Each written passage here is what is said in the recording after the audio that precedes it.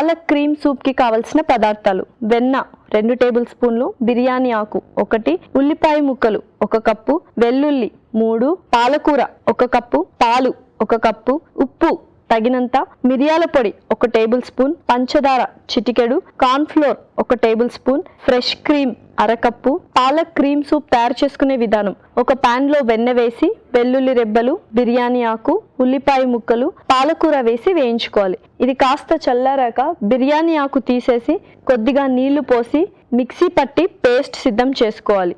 Pan లో వెన్న వేసి ముందుగా సిద్ధం చేసుకున్న పాలకూర పేస్ట్ వేసి వేగనివ్వాలి.